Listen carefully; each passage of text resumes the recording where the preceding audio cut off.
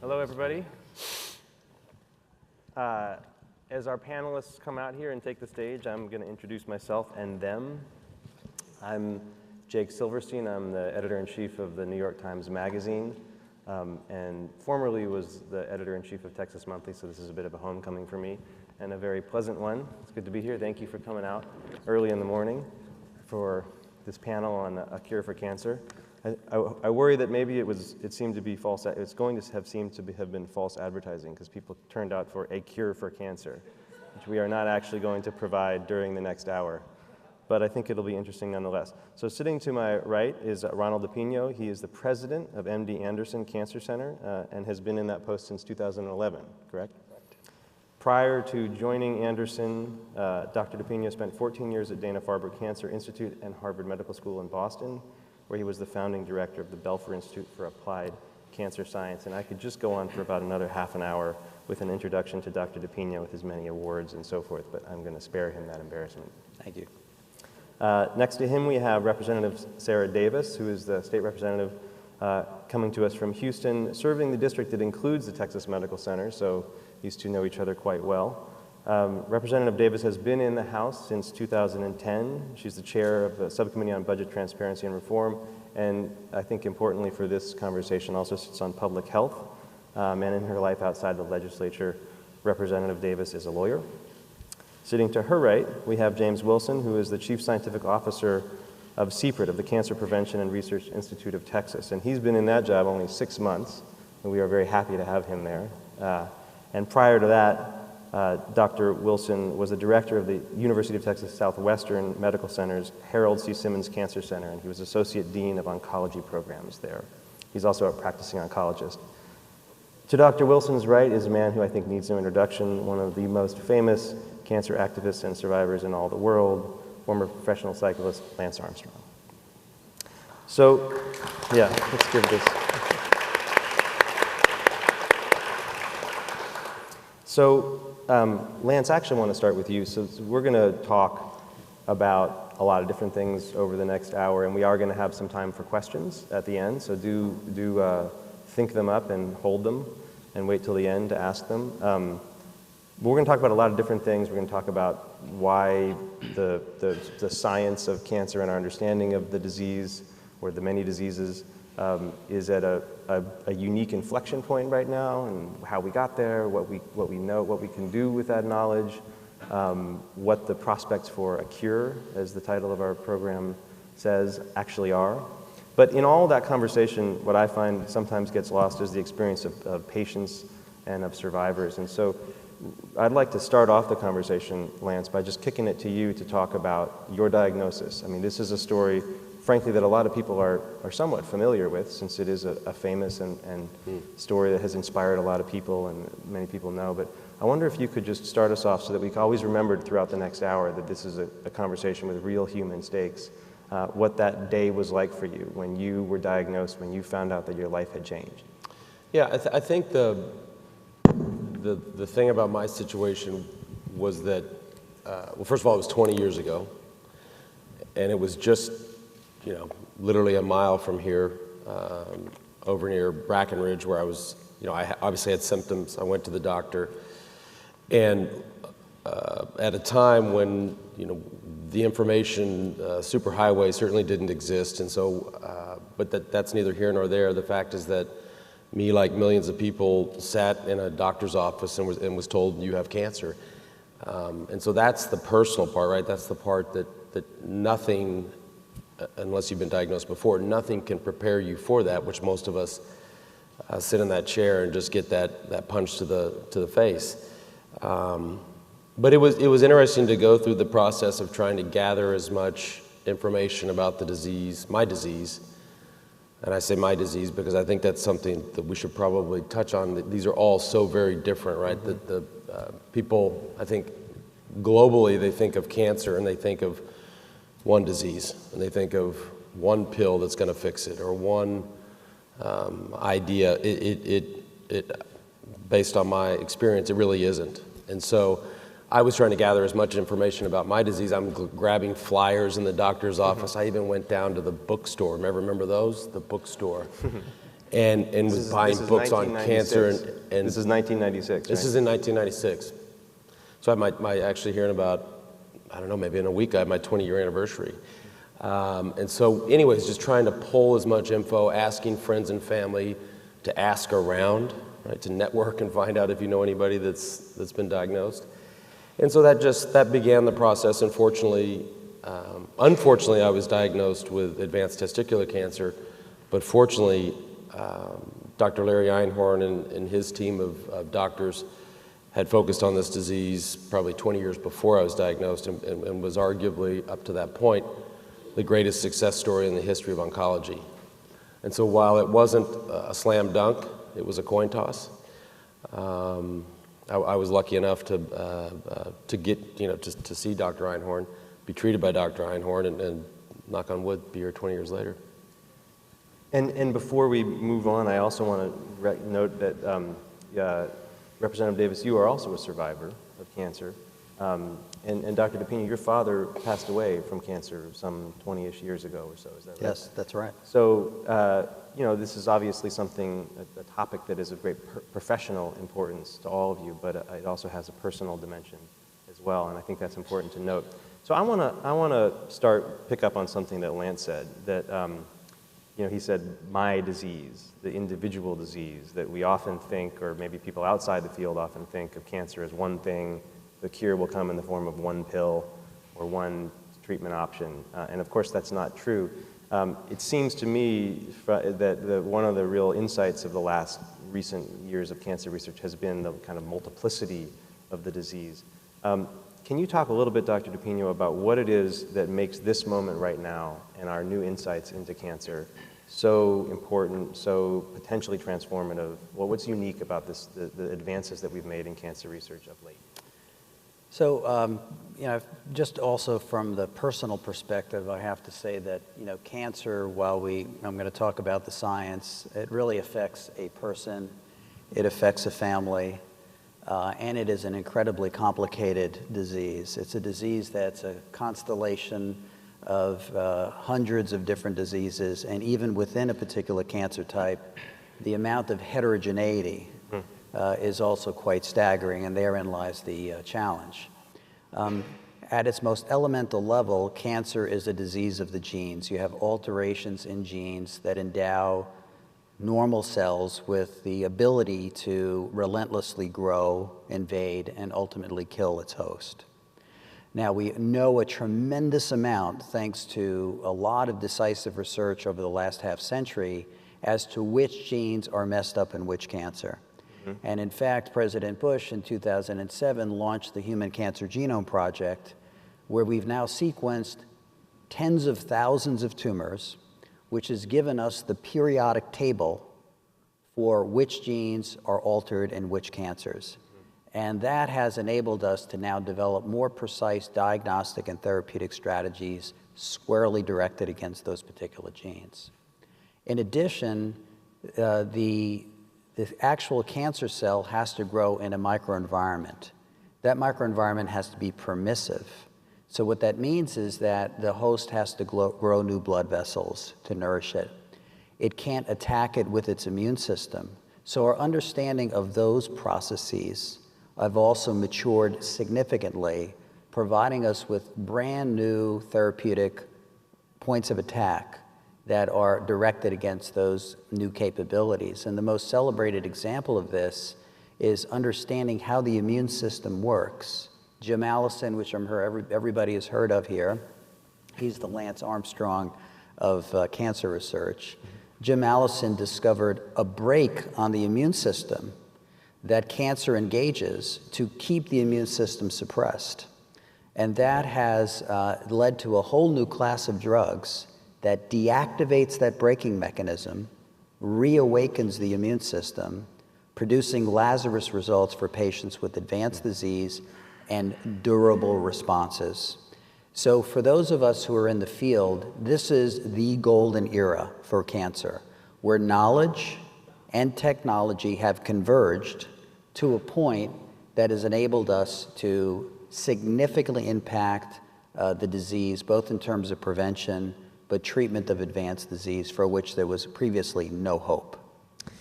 And maybe it would help a little bit for people to have the era, the golden era that you just described, contrasted with what we used to do. Dr. Willson, could you talk a little bit about how this has changed? What were the protocols? How did we, regard, prior to, say, the Human Genome Project and all of the insight that we derived from that? How did we treat cancer? How did we even think about cancer? How has that changed?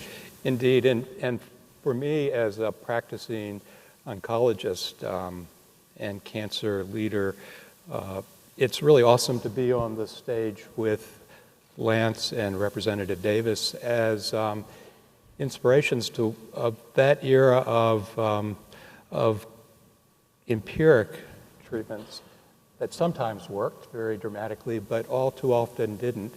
And what we're now seeing with the... I'm sorry, can I stop you? You said empiric Please. treatments. Can you explain what that means? Yes, thanks. The discovery of cancer therapeutics was one of a trial and error effort. And it turned out that testis cancer and others were quite susceptible, but many others were not. Mm-hmm. And Dr. DePinho has articulated the new frontier of basic research that's led to an enormous momentum of new opportunities. And what's happened now in Texas is the catalyst of that momentum to bring together cancer centers, cancer advocates, cancer development industry to actually do something quite special to move this forward more briskly, to realize the potential that Ron was just telling us about. Mm-hmm. And Lance, I want to come back to you for a second. You have been, on a personal dimension and then as a sort of advocate and activist, following over the last 20 years, this has been a really interesting 20-year period in cancer research and treatment and prevention and thinking. You, I think, have, in some sense, maybe the skepticism of somebody who's not, an actual practicing medical technician yourself. You're looking to see what kinds of options can be produced that will help the people that you talk to, the people who have the disease, the people who are struggling to survive. Mm-hmm. How do you see, from your position, these big advances of the past 20 years? Do you ever feel that they're being oversold, that we're maybe not as far along as people say we are? It's been interesting. I've been in this fight, call it that, for 20 years, and for 15 of those I was fully embedded. And then for a whole host of other reasons, I was not so involved. And so my lens on this is a little different than it was for 15 years. And so I don't know. Mm-hmm. I mean, these guys can talk about stuff that, all I know is what I would read in the New York Times. Which I'm glad you believe what you read in the New York Times. It means a lot to me. Or, you know what I'm saying? I don't have that in-depth knowledge or connection to the experts as I did for 15 years. I think the thing that I take away from it, and just having been there for 15 years and been in the business of hope, right? All about hope, and let's provide hope, and let's sort of sell hope, I think is good. I think as I've stepped away from it, for those other reasons, I think it's important, and I don't want to be a downer here, but I think it's important that we also be in the business of reality. And because going all the way back to President Nixon and declaring the war on cancer, and then even President Bush had sea change, and there's been these waves of, and I remember spending weeks and weeks and years with Andy Van Eschenbach, who was the head of the National Cancer Institute, and the pledge that we were going to end the suffering and death due to cancer by 2015. Sounds great. I love it. We all loved it. But this is such a complicated disease that takes such a toll on millions of people, not just in the U.S., but around the world, that I think that optimism has to be there, but you also have to say, listen, this isn't easy. Nobody's going to snap their fingers and make this go away, whether it's the best hospital in the world or the brightest doctor in the world or a government that gives X amount of dollars or a nonprofit that raises this. So I now too see it. It doesn't change my view that hope and optimism are essential. But I want people to know that this is, unless I'm totally mistaken, this isn't a miracle pill. Sure. And I think sometimes whether it be the media or whatever, that perception is out there. Mm-hmm. Did you want to respond? I think just to build on this point, I think that history has taught us that there are more surprises than fulfilled prophecies in this, but we have reached a significant inflection point where there is clinical proof of concept, and that's the difference. That we have these hypothetical, well, maybe if we find out what goes on with the genome or understand the immune system, perhaps we're going to have durable, lasting responses and so on. But you raise a very important point. Even if we're able to prevent up to 50% of cancers, which is the case, even if we can dramatically reduce the mortality due to cancer because of the kind of screening capabilities that we have, even if we could apply those decisive therapeutic advances that actually appear to cure a significant fraction of patients where previously, 5 years ago, we could not. The most important thing is access to quality care, access to knowledge. And that to me is one of the greatest things, is that today, if we were to simply apply the knowledge that we have, we would dramatically reduce pain and suffering from cancer, dramatically reduce incidence. As I mentioned, up to 50% of cancers can be prevented in the first place. And if you get the right treatment, the right diagnosis and the right treatment by experts, you can profoundly impact mortality, recurrence, enhance survivorship, and so on. The biggest challenge we have, in my view, because Anderson is national and international, we see what goes on across the United States and around the world. The access to quality care, the level of disparities that exists, to me, is the greatest challenge that we have in cancer, not so much the fact that we have the ability to make a huge impact today without a single new discovery. And I want to come back to the question of disparity of, sort of socioeconomic indexing of public health and things like cancer. But I want to come to you, Representative Davis, to follow up on something that Lance said about hope and these different initiatives that we've seen over various, whether it's presidential administrations or what have you. Right now, we're watching the vice president on a kind of national tour to promote the moonshot that he's undertaken, which, I'll be perfectly honest, I don't totally understand exactly what the moonshot is. It seems to have a lot to do with organizing, coordinating information, coordinating research, bringing together, whatever research is happening over here with whatever research is happening over here. And that's a role that government can play. Yes. And, to some extent, this, as Lance also said, this is such a complicated disease. I mean, it's such a complicated set of diseases that kind of coordination is critically important. So, you're the only person up here who's in government, and you come at this from a variety of different angles, but you're the only one up here who's coming at it from the angle of thinking about how folks in state legislatures, folks in the federal government perhaps might be thinking about all the different balancing budgets that they have to do, the different priorities that they have to set. What do you think the role for government at the state and federal level can be in looking for a cure, in trying to stimulate a cure? Well, obviously for very personal reasons, I think that the state government and the federal government can play a very significant role in this effort. And I wanted to back up just for a minute, because I always want to caution when we start talking about genomic testing, and I always like to remind women, and some men are also diagnosed with breast cancer, but I was in fact negative for the gene, and the vast majority of breast cancer diagnosis are women that are negative for the gene. So I want all women to be aware that I had no family history of breast cancer, and I'm negative for the gene. So I don't want anyone to think that there could be some false sense that if you're negative for the gene for breast cancer, then you're immune from getting that disease, because nothing could be further from the truth, which goes even further to explain Lance was saying about what a truly complex disease each cancer diagnosis is. I'm diagnosed with an aggressive form of cancer called triple-negative breast cancer, which is fewer in diagnosis, but typically more aggressive and has different treatment outcomes. So I just like to caution all women that just because you don't have history of breast cancer does not mean that you could not be diagnosed, and it doesn't matter how old you are. I was diagnosed at the age of 32. So that's sort of my public service announcement to all women out there.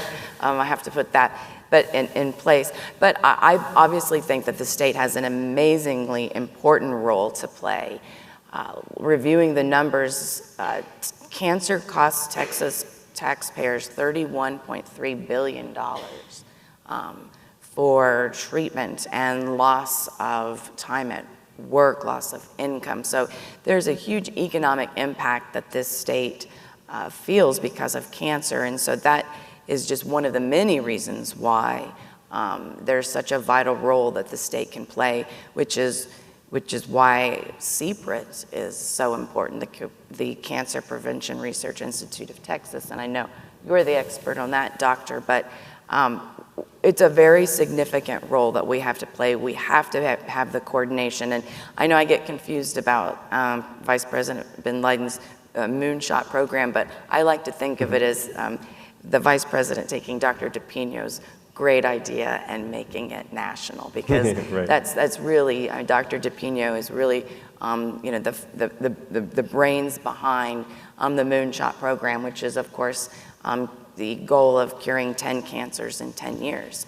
one of which is breast cancer. So I'm excited about that prospect.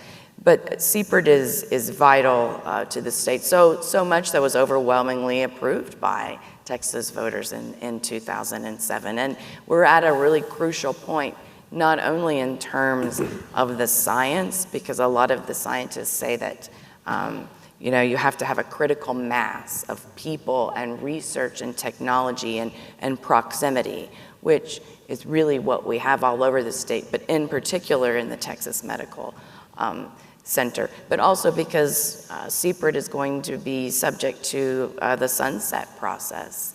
And the originating legislation requires that sunset process to take place in 2021. And the legislation also requires that CPRIT cease its granting process a year before the sunset.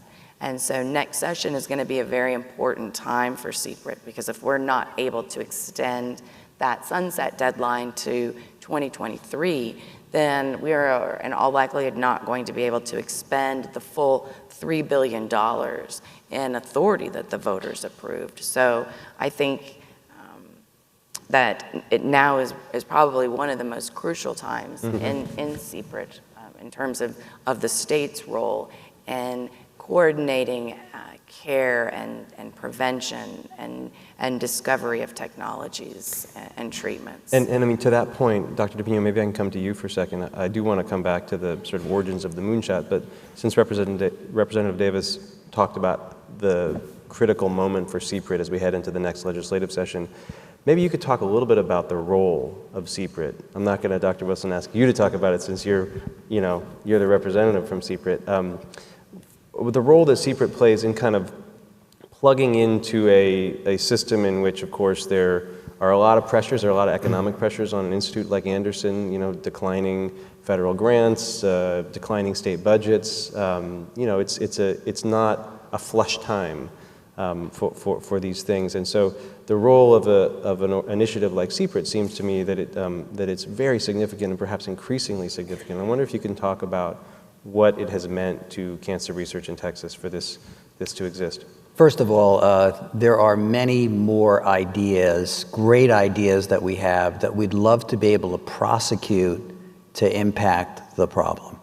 So it's important for the public to appreciate that we as a nation are not doing everything we can do to convert that opportunity into things that are going to save lives, either through prevention, detection, treatment, survivorship, things of that nature. I was in Boston when CPRIT was started, And the entire nation stood up and took notice. It was a huge deal. And I came to Texas 5 years ago. And as head of MD Anderson, which has, pretty significant research and care portfolio, it has had a profound impact on the institution in terms of catalyzing research.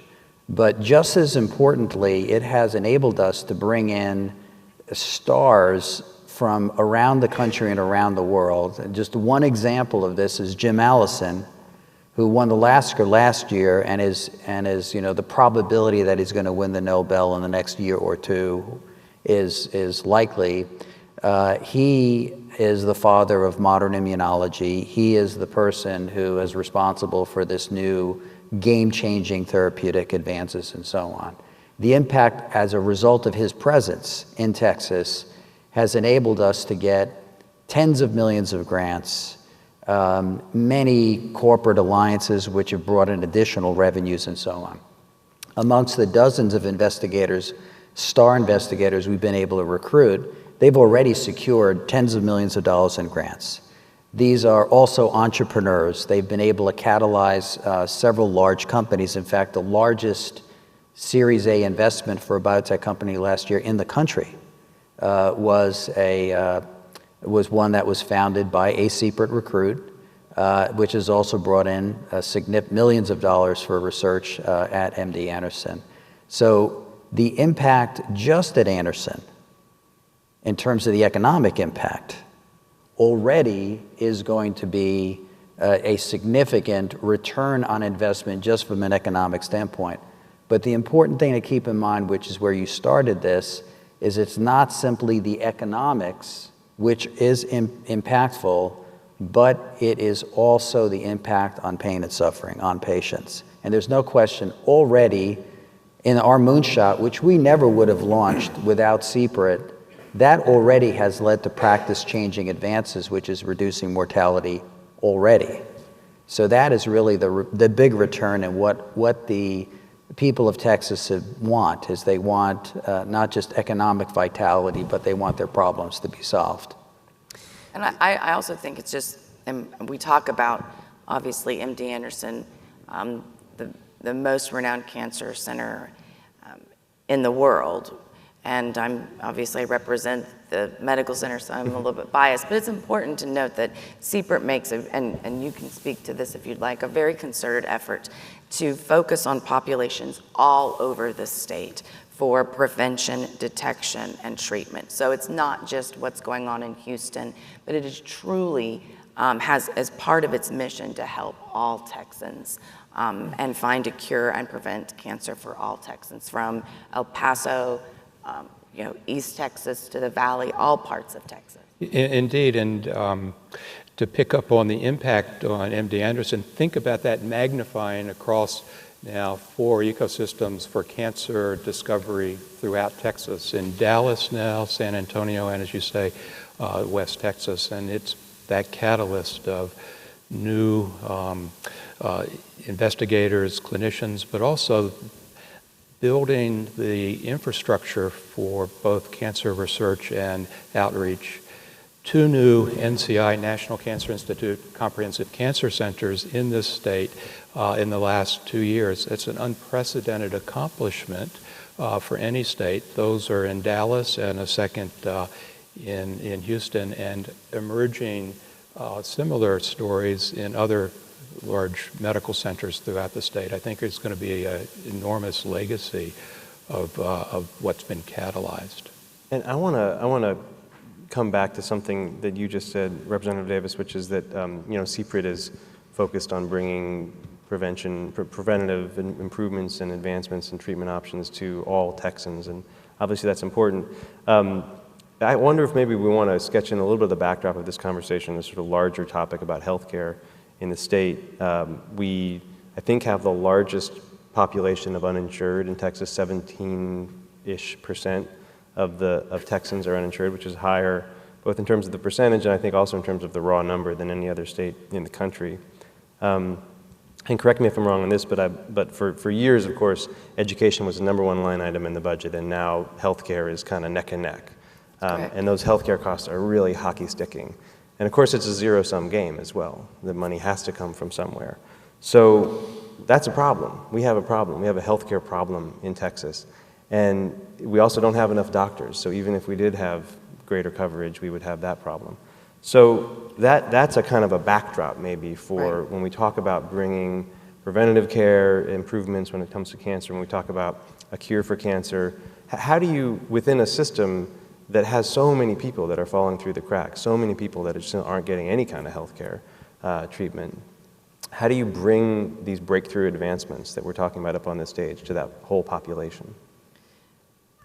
Breakthrough advancements is probably going to be a topic that maybe Dr. DePinho might be able to discuss a little bit more in depth. But in terms of access to care, I don't think anyone would argue that we have a serious problem in this state with folks having access to some basic primary care services. I think over the last couple budget cycles, we've really devoted significant resources to that, especially in terms of women's health and cancer screenings. I think we're $260 million in the last 2-year budget to make sure that women are able to get some well-woman exams. But it certainly is, it is a problem, and that has a very large political backdrop.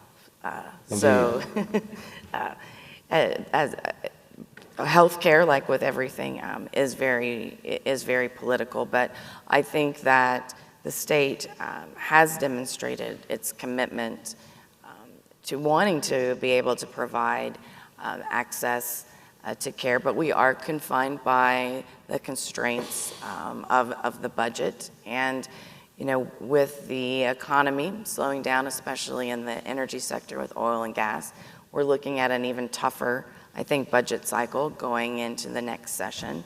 But one of the sort of shining stars in the economy, of course, is the growth in the healthcare industry and the biosciences.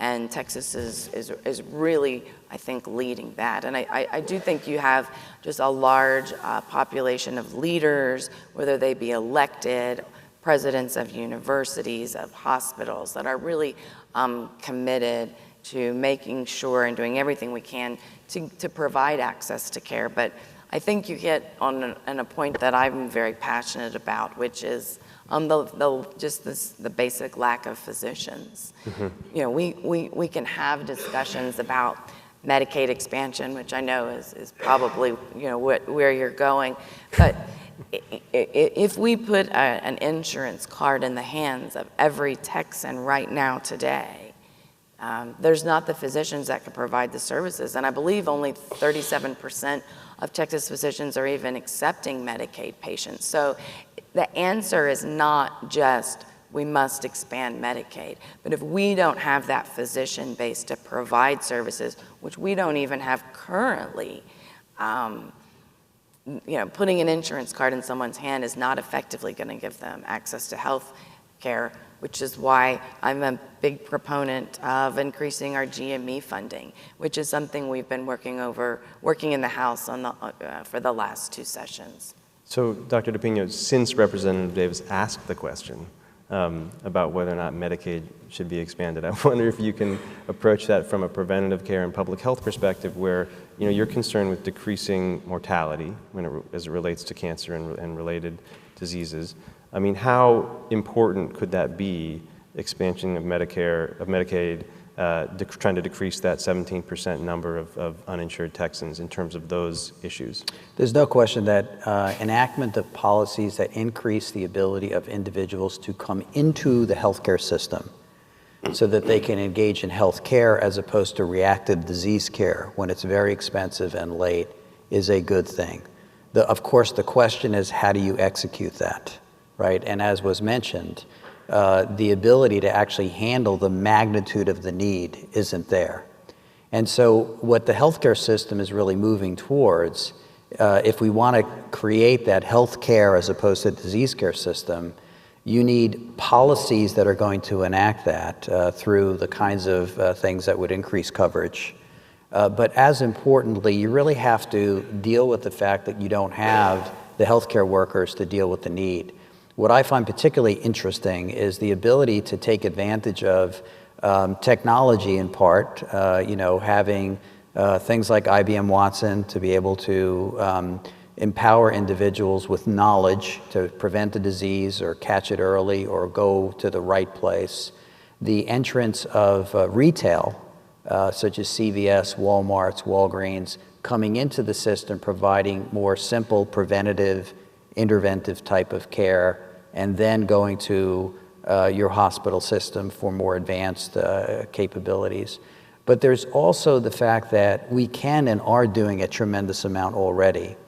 There is an enormous amount that we are doing on the prevention front, on the policy front, and on the education front. Just one manifestation of this is that when I got here 5 years ago, smoking rates in Texas were 19%. Last year it was 14.5%. 5 years ago, as a state, we spent $12 billion in tobacco-related illness. It accounts for 30% of all cancer deaths, 20% of all deaths. $12 billion 5 years ago, $8.85 billion last year. That is a multi-billion-dollar stimulus to the economy, single issue, right? And then, a couple of years back, we worked with the legislature to have tanning bed bans for kids under the age of 18, which is a major cause of melanoma decades later, so on and so forth. So policy has a big impact on the underserved. Screening services, and we have all these screening efforts throughout the state enabled by CPRIT, big impact. And then the treatment access remains an issue. We've got to figure out how to have purposeful allocation of need throughout the healthcare ecosystem so we empower the individual with knowledge to take care of as much as possible on their own, and then have the retail system, community services, and ultimately, major care centers like in Anderson to deal with the most complicated of issues for the whole ecosystem. Yeah, I mean, if 50% of cancers are preventable, which is a number that I've heard, I mean, not having no children in tanning beds, I did not think that would be a controversial bill, but of course that was. But having parents vaccinate their kids for HPV, that's a very important thing.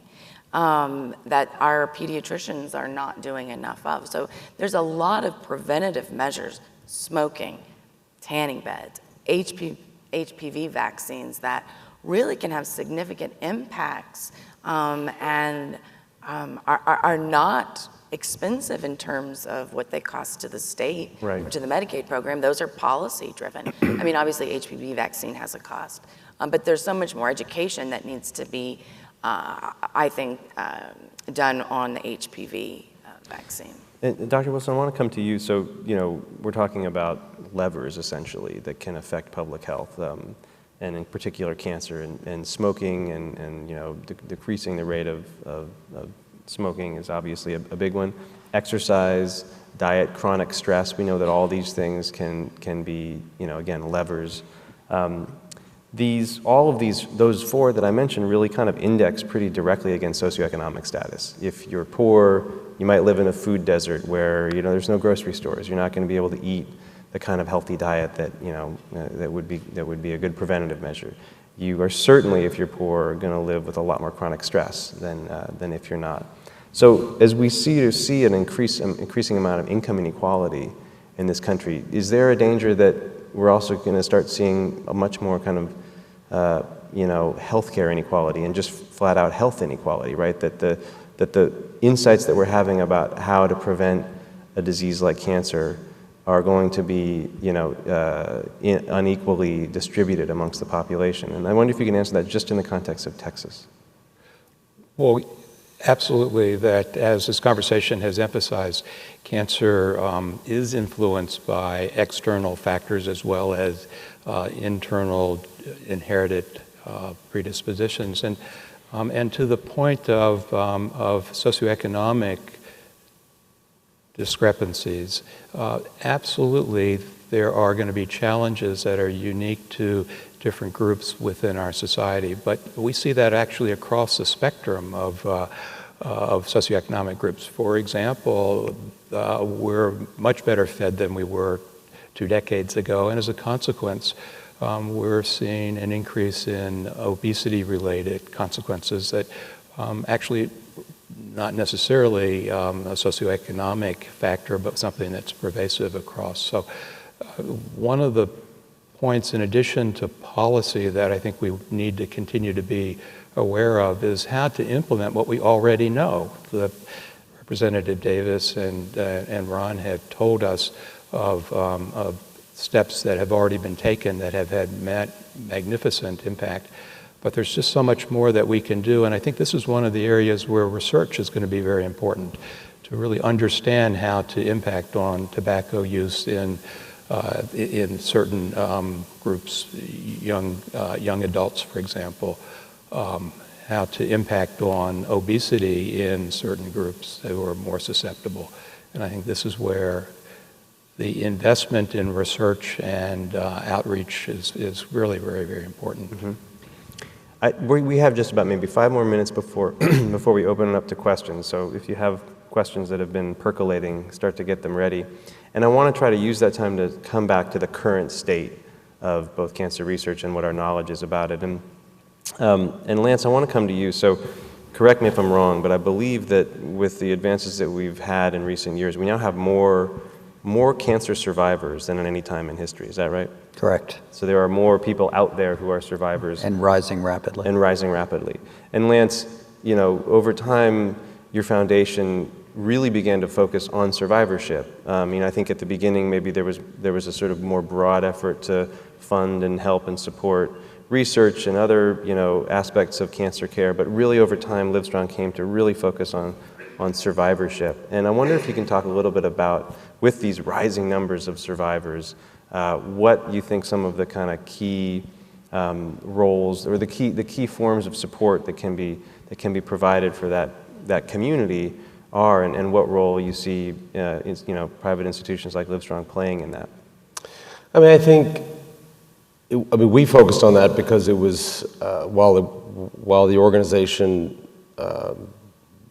grew and raised more and more money, we were still a relatively small organization. We were at its height, we were raising $40 or $50 million a year, which is a lot of money, but we felt like we could do a couple of things. One, we could focus on survivorship, which was near and dear to my heart because I was diagnosed, I was treated, I came back to life, and I had, fortunately I was given, the ability to still compete. I was given the ability to have children, all of the things that, I think when people are diagnosed, they're like, yeah, whatever. But they get on the other side of it and they're like, no, it's important. So we could, for a relatively small amount of money, we could focus on that. And at the same time, we could invest, Prop 15, I think we invested, I don't want to say we invested $600,000 or $700,000 to help get that passed. Mm-hmm. And when it was all said and done, with a $3 billion bond initiative, we felt like, and at least I felt like, we just gave a $3 billion grant. So a $40 million organization just gave away $3 billion. That was our view of it. And so, just to be clear, Prop 15, CPRIT, the 2007 right, ballot so that proposal. Prop 15 created CPRIT, which is the Cancer Prevention Research Institute of Texas. I think probably at that time the most important word in there was prevention. I think that's something that we can all agree is not nearly as sexy as lab coats and petri dishes and microscopes, but it's there and it's real. The other interesting thing we did, and I just want to bring this up because we were talking about tobacco, is we tried to do the very same thing in California. So 2 years later, we went to California and tried to get, and oddly enough, they're trying to do the same thing right now, is raise the price of a pack of cigarettes by $2. And two things are for sure. One is that is the number one detriment to young kids, to people. If you raise a pack of cigarettes $2, kids just don't make that leap, right? And so we tried very, very hard, and then, with the proceeds, in a great state like California with great institutions like we have here in Texas, they would reinvest that money at these great hospitals and research facilities. I just read the other day that Big Tobacco is going to spend $70 million to defeat this measure. 70 million. When we tried to do it 2 years after CPRIT was created, we were begging and scrapping and fighting. I think we got $1 million or $2 million to try to get this passed. Big Tobacco spends 60 or 70. You just can't win. And so that's another issue, but it was frustrating. And so those were the things that we tried to focus on back then. Mm-hmm.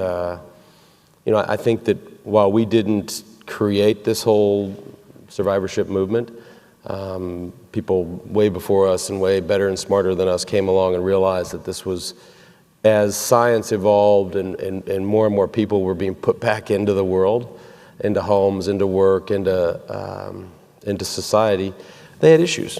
And they had things that some of those issues were more significant, and some were more minor.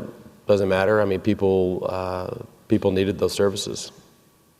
Yeah, I actually thought the survivorship part of my treatment was probably some of the hardest, because I don't know your experience, Lance, but you get this diagnosis, your entire world changes. I spent a year in treatment, surgeries and weekly chemo and daily radiation, and then it's all over. Your whole life has been journaling everything. What did I eat today, and how did I feel? And then they say, okay, go home and live your life. And it's really hard to figure out what that means after you do get home.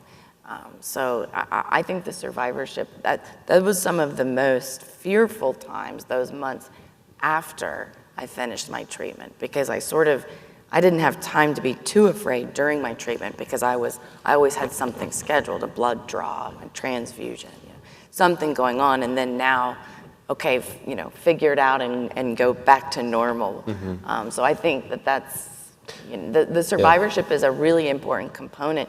And it's not only for you as a survivor, but for your families, because, your families also just think like, they've been there with you, they've seen you, they've taken you to the emergency room, they know what you've been through, but it's over now. So go back to the old Lance or to the old Sarah, and you don't know what that looks like at the time, and it takes a little while. I don't want to go back to the old Lance. What's that? I don't want to go back to the old Lance. I'm good. But I always look at it as the cancer continuum, right? And you have to look at all of these things. You have to look at prevention. You have to look at early detection. You have to look at access to care. You have to look at treatment, scientific and medical research, survivorship, and then end of life.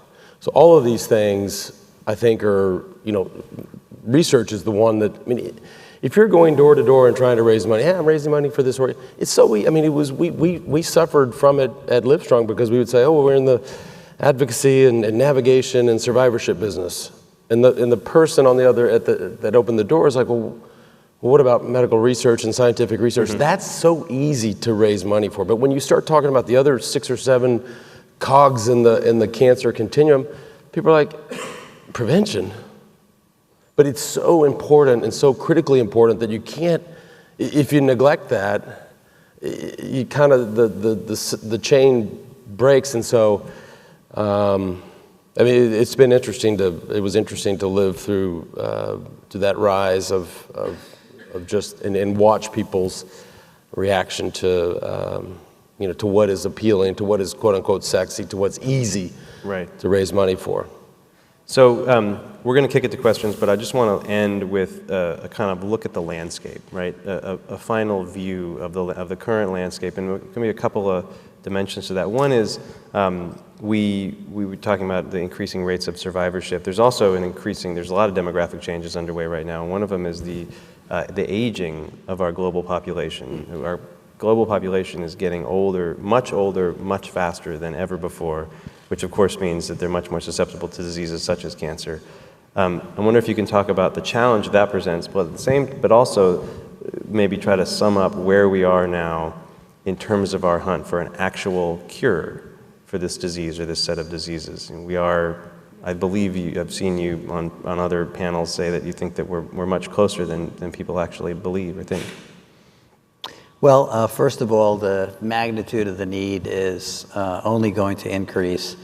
By 2025, we're going to have 1.2 billion people over the age of 60 worldwide. Every 5 years, the incidence of cancer doubles. By 2030 in the United States, we're going to have a 45% increase in the incidence of cancer simply because of the aging of the U.S. population. Age is the most important instigator for the development of cancer. The aging process itself causes cancer to take hold. And so that's an important issue that we're facing. So we need to do everything possible to bend the arc of that incidence. And so one of the things that gets me very excited right now is not simply the medical research, but getting back to the access to knowledge to really impact the public health. Today we've never been more connected than we are. Cancer's greatest vulnerability is knowledge. If you have knowledge of what actually causes cancer in the first place, that can lead to you modifying your risk for the development of cancer. If you know what you should be doing to screen for cancer, also important, where to get treated, survivorship, all of those things are now, you have access, everybody has access to this. So information technology, smartphone connectivity, cognitive computing systems are going to profoundly impact that knowledge gap that currently exists, so that the individuals, everybody, is going to be wearing wearable devices. Cognitive systems are going to be monitoring your physiology and telling you what you should be doing in real time, not just for cancer, but for diabetes, hypertension, and a variety of other things. I think there's going to be a tectonic shift in our ability to really empower the public with that kind of knowledge. Those same systems are going to allow us to close the knowledge gap with other providers. You know, if you're at a quaternary care center like MD Anderson, which 70% of the patients we see are from elsewhere, from the rest of the United States, around the world, you know, we see the level of inaccuracy of diagnosis. 1 in 4 diagnoses that come to us are inaccurate. We see the differences in survival statistics at a place like ours versus others where they're not specializing in cancer. That is going to be leveled with our ability to disseminate the knowledge, close that knowledge gap, and so on. But make no mistake about it, when, millennia from now, when people look back on this period of human history, it is going to go down as a major turning point. And when you look at the big picture, the most important thing that's happened probably in the last 100 years for who we are was the discovery of the genetic code in 1953, Watson and Crick. That is going to go down as a critical turning point for who we are.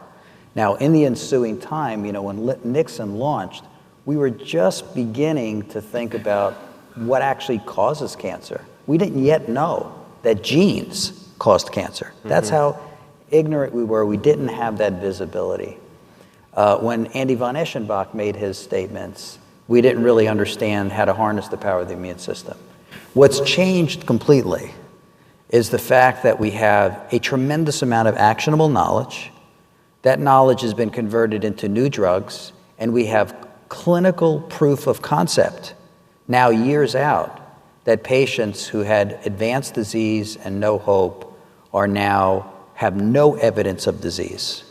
With Jim Allison's drugs, some of those patients are alive 15 years out that were on their way to hospice. So this is truly a game-changing time. But there is a tremendous amount that we still need to do. So right now, we have proof of concept that the knowledge we have of the genome and the immune system is providing us with the ability to truly impact the problem, assuming you have access to those healthcare opportunities. The challenge for us is still the research that we need to close that gap so that, not just the 50% of patients with melanoma appear to be cured by these immune therapy drugs. We want to make that 100%. So pushing that curve, that cure curve up, is the major challenge. We don't understand when that will come, but make no mistake about it, this decade and next will be viewed in much the same way we view the 1930s with antibiotics or the 1950s with polio vaccine, which changed medicine forever and changed the ability of us to impact infectious diseases in ways that we could not, imagine. And I think that we're at this huge turning point in cancer at this particular time. Over the next 2 decades. I'd say over the next 2 decades, we are going to significantly raise our ability to treat advanced disease and not just eliminate the disease, but preserve the quality of life during survivorship. It's not enough to cure, you have to also preserve the quality of life. So that was such an interesting response that I've gone over some of the time that I had allotted for questions, but we do have time for a couple. So if you have questions, believe that there are meant to be microphones in the aisle right here. Yes, here we go. So as I said, I think we have time for a couple.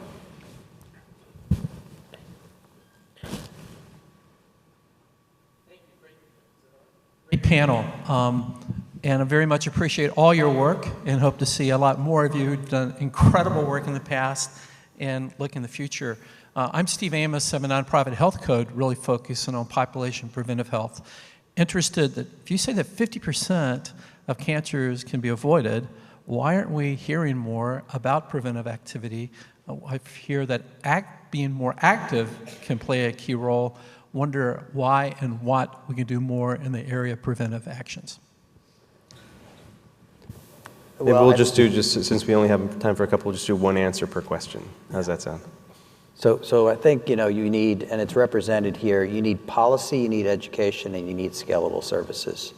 You need laws, such as raising, tobacco taxes, smoke-free. You need education so that we can teach kids, prevent what causes certain diseases and start with the right kinds of habits. And you need scalable services so that, indigent, impoverished, et cetera, as well as all of us, have access to the right kinds of services. Those are the 3 major arms that really can significantly impact the prevention problem. And it's important to appreciate that the sorts of stuff that Lance did to really raise awareness of the disease is really profoundly impactful. He talked about the tobacco issues. If Texas and the amount that the marketing and so on from the tobacco industry, if Texans really understood what they're paying for, the non-smokers are paying for the habit.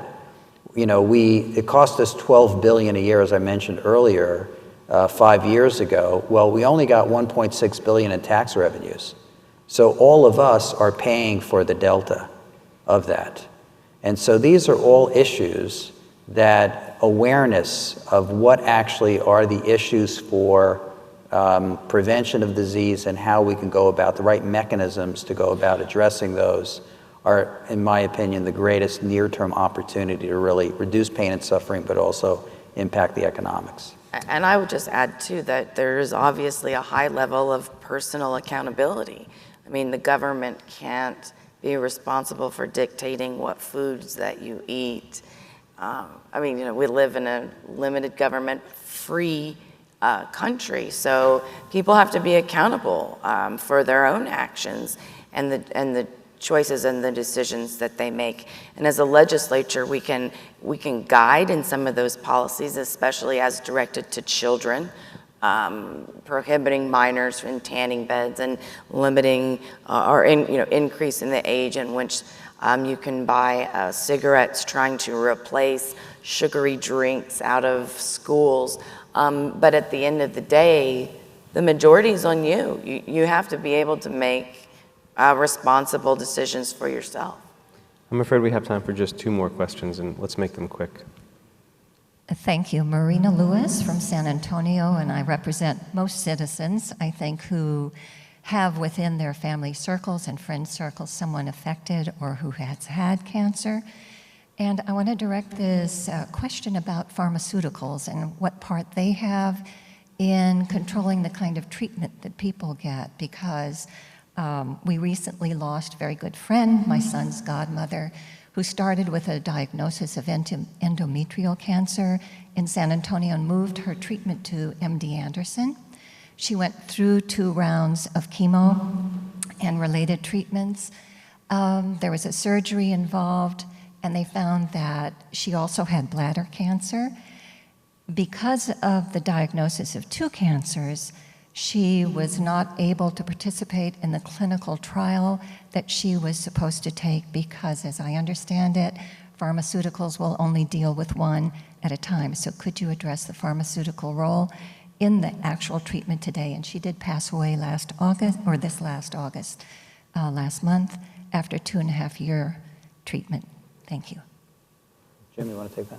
Yes, I think that you point out a very serious flaw in the paradigm for drug development. And indeed, my colleagues at UT Southwestern just in the past year looked at this question, not in endometrial cancer, but in lung cancer, and found that previous history of another cancer had no real impact on the overall either response to therapeutics or the longevity of the individual. And so I think there's really good scientific evidence to suggest that that does not have to be a disqualifier for a drug development trial. And hopefully some of the research that I've just referred to will help to influence FDA and others that the industry is responding to. So thank you for that important point.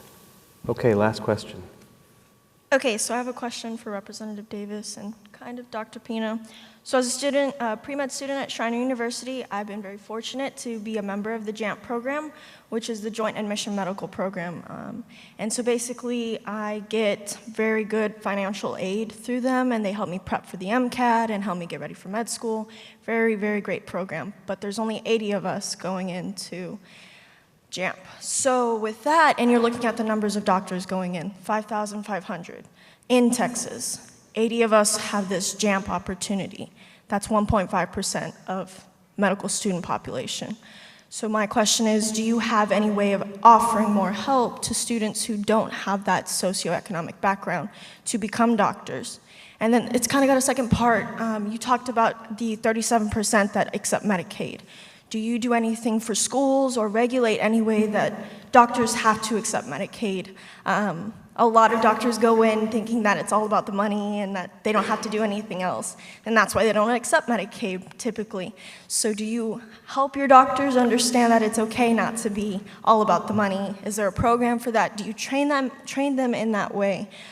Because I know a couple of students in the JAMP program that they've already said, I'm in it for the money and that's it. And I go in and I'm like, I want to help people. But you know, there's always that different aspect of why people go into helping people. So. That's a great question. Those are terrific questions. I mean, first of all, Anderson is extremely mission-oriented, and so we don't really think about the financial aspects of caring for patients. We take care of many impoverished, underserved, and in fact, we staff LBJ as just one example, which is a safety net for the Houston area, and so on. And much of the stuff that we're doing, we're in 24 countries around the world. We're in different parts of the United States in some of the most impoverished areas to try to, because we know those folks can't come to MD Anderson, so we're going to them to really try to improve the quality of care for many folks throughout the world. So there's a lot of what we do is really mission-oriented as opposed to these financial issues, but it's important for us to be financially solvent, otherwise we can't continue with our mission. On the training standpoint, MD Anderson has almost 7,000 trainees. We have a whole spectrum of educational opportunities that enable folks like you to be able to impact the healthcare challenges that we all face. And it really does take a village. The opportunities in education beyond specifically medical school are also quite significant. We have a School of Health Professions that trains individuals that are going to be manning all the laboratories and doing genetic counseling, things of that nature, et cetera. So for the young people, what I'd encourage them to do is to really explore all of the things that you could be doing to really impact the problem. There are so many things beyond medical school. You can contribute scientifically, you can contribute in policy, you can contribute as an educator, so on and so forth, through foundations, etc. There are so many things that one can do that could profoundly impact all of this pain and suffering that we talked about over the last hour. And as a state appropriator, I appropriate money to the University of Texas at MD Anderson so that they can have those missions. Excellent. Well, thank you for that last question. And most of all, thanks to these wonderful panelists who have led us through this conversation for the last hour. Really appreciate all the work that all four of you are doing.